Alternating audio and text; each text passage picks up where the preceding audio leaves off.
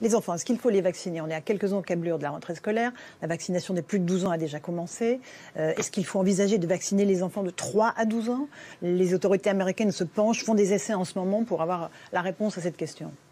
Écoutez, cette question, après, ça sera une question politique. Et c'est une question du risque qu'on est susceptible de prendre dans des conditions de cette nature-là. Moi, je ne discute pas, jamais discuté des décisions politiques. Le temps est impitoyable. C'est l'histoire qui juge les politiques. Si vous voulez, pour autant, actuellement, les enfants, pour autant que ce que l'on a pu observer jusqu'à maintenant, les enfants font des formes qui sont bénignes, que l'on gère parfaitement.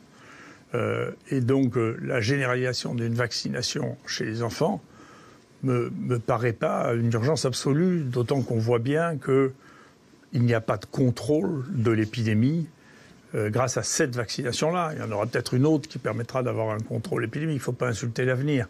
Mais globalement, on n'a pas d'évidence. Et d'ailleurs, ce qui explique que, vous voyez, il faut pas trier. Vous avez vu mon jeu de cartes. Il ne faut pas trier en prenant les pays avec lesquels vous êtes d'accord et ne pas prendre ceux qui ne sont pas d'accord. En Angleterre, on dit on ne va pas faire de vaccination en dessous de 16 ans. Vous voyez, donc, c'est de la politique. Donc, ce n'est pas quelque chose sur lequel vous avez une homogénéité de la pensée, juste ou fausse d'ailleurs. Hein.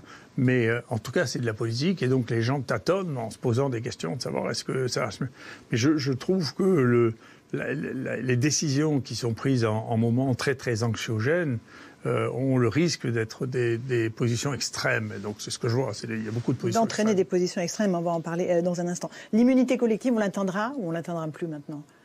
L'émergence de ces variants régulières, est-ce qu'elle fait le fait qu'on n'aura jamais cette immunité collective? Vous savez, je ne sais pas trop ce que c'est l'immunité collective. Je ne sais pas ce que c'est. Quand on a tellement ralenti, vous savez mieux que moi, vous êtes microbiologiste, la circulation du virus, qu'il disparaît. Ça n'existe pas, ça.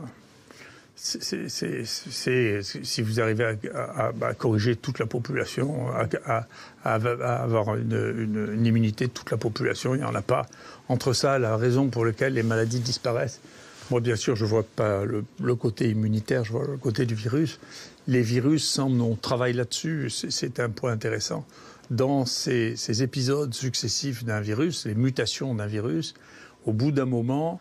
Il y a les deux manières extrêmes pour un virus de s'implanter, c'est soit d'être très agressif et très rapide, soit d'être lent et pas mortel.